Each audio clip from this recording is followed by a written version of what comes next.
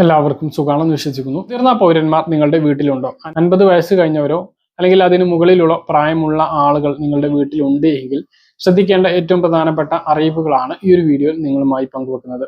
നിരവധി ആനുകൂല്യങ്ങളാണ് ഇങ്ങനെയുള്ള ആളുകൾക്ക് വിവിധ തദ്ദേശ സ്ഥാപനങ്ങൾ വഴിയും സർക്കാരിന്റെ മറ്റ് ഏജൻസികൾ വഴിയും നമുക്ക് ലഭിക്കുന്നത്, സർക്കാരിന്റെ മറ്റ് വകുപ്പുകൾ വഴിയും ലഭിക്കുന്നത്. അതുകൊണ്ട് തന്നെ വളരെ പ്രധാനപ്പെട്ട അറിയിപ്പുകളാണ്. കൂടുതൽ ആളുകളിലേക്ക് ഷെയർ ചെയ്യണം. ഫേസ്ബുക്കിലൂടെ കാണുന്ന ആളുകൾ ഫോളോ ചെയ്യുക.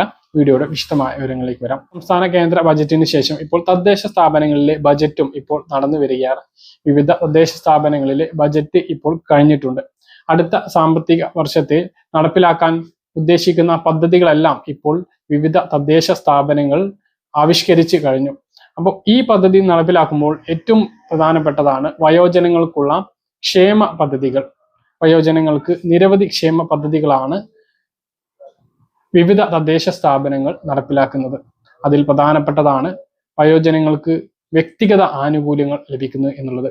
വയോജനങ്ങൾക്ക് കണ്ണട നൽകുന്ന പദ്ധതി, വയോമധുരം, ഷുഗർ പരിശോധിക്കുന്നത് മെഷീൻ നൽകുന്ന പദ്ധതി, അതുപോലെ തന്നെ ഊന്നുവടി നൽകുന്ന പദ്ധതി, കമ്പിളി പുതപ്പ് വിതരണം ചെയ്യുന്ന പദ്ധതി, വയോജനങ്ങൾക്ക് കിടക്കുന്ന കട്ടിൽ വിതരണം ചെയ്യുന്ന പദ്ധതി, ഇങ്ങനെ നിരവധി പദ്ധതികൾ വിവിധ തദ്ദേശ സ്ഥാപനങ്ങൾ കേന്ദ്രീകരിച്ച് നടക്കുന്നുണ്ട്.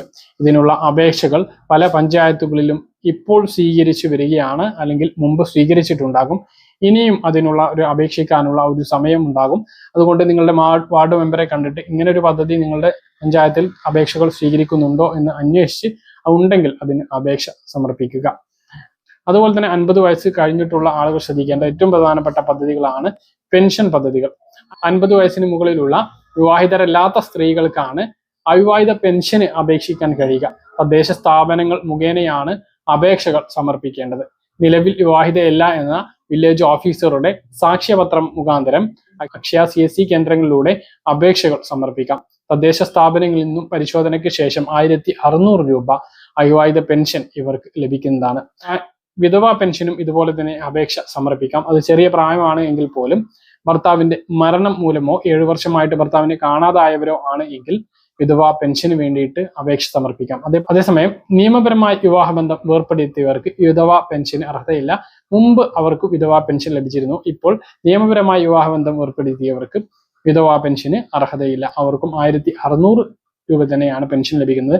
എല്ലാ വർഷവും വിവാഹിതയല്ല അല്ലെങ്കിൽ പുനർവിവാഹിതയല്ല എന്ന സർട്ടിഫിക്കറ്റ് ഇവർ സമർപ്പിക്കേണ്ടി വരും. അതുപോലെ തന്നെ 60 വയസ്സ് കഴിഞ്ഞിട്ടുള്ളവർക്ക് ലഭിക്കുന്ന ഏറ്റവും വലിയ ഒരു ക്ഷേമ സഹായ പദ്ധതി തന്നെയാണ് സാമൂഹ്യ സുരക്ഷാ ക്ഷേമ പെൻഷൻ. 60 വയസ്സ് കഴിഞ്ഞിട്ടുള്ള ആളുകൾക്ക് വാർഷിക വരുമാനം 1 ലക്ഷം രൂപക്ക് താഴെയാണ് എങ്കിൽ അവർക്കും പെൻഷന് വേണ്ടിയിട്ട് അപേക്ഷിക്കാം. ഓൺലൈനായിട്ട് തന്നെയാണ് അപേക്ഷ സമർപ്പിക്കേണ്ടത്. വരുമാന സർട്ടിഫിക്കറ്റ്, വയസ്സ് തെളിയിക്കുന്ന രേഖ എന്നിവയാണ് ഇതിനു വേണ്ടിയിട്ട് വേണ്ടത്. അതോടൊപ്പം റേഷൻ കാർഡിന്റെ കോപ്പി, ആധാർ കാർഡിന്റെ കോപ്പി എന്നിവ കൂടി അപേക്ഷയോടൊപ്പം വെക്കേണ്ടതുണ്ട്. ഇതും തദ്ദേശ സ്ഥാപനങ്ങളിലേക്ക് ഓൺലൈനായിട്ടാണ് അപേക്ഷിക്കേണ്ടത്. തദ്ദേശ സ്ഥാപനങ്ങളിൽ നിന്നും ഫീൽഡ് ഓഫീസർ പരിശോധന നടത്തിയതിനു ശേഷം പിന്നീട് അങ്ങോട്ട് 1600 രൂപ എല്ലാ മാസവും ലഭിക്കുന്നതാണ്. അതുപോലെ 65 വയസ്സിന് മുകളിലുള്ള ആളുകൾക്ക് വയോമിത്രം പദ്ധതി സംസ്ഥാന സർക്കാരുകൾ നടപ്പിലാക്കുന്ന ഒരു പദ്ധതിയാണ്.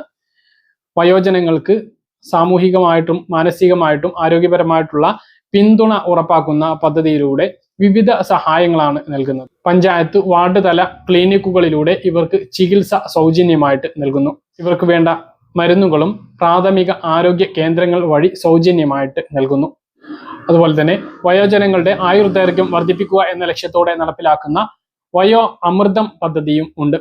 നിരവധി ആരോഗ്യപരമായിട്ടുള്ള സഹായങ്ങളാണ് ഇതിലൂടെയും ലഭിക്കുന്നത്. അതുപോലെ വാർദ്ധക്യത്തിലെത്തിയിട്ടുള്ള ആളുകൾക്ക് പൊതുഗതാഗതങ്ങളിൽ സംവരണവും ഇളവും ലഭിക്കുന്നതാണ്. 60 വയസ്സ് കഴിഞ്ഞിട്ടുള്ള പുരുഷന്മാർക്കും 40 വയസ്സ് കഴിഞ്ഞിട്ടുള്ള സ്ത്രീകൾക്കും പൊതുഗതാഗത ഇടങ്ങളിൽ സംവരണം ചെയ്ത സീറ്റ് ഉണ്ടാവും. ബസ്സുകളിൽ മുന്നിൽ 2 സീറ്റുകൾ മുതിർന്ന പൗരന്മാർക്കായി സംവരണം ചെയ്തിട്ടുണ്ടാകും.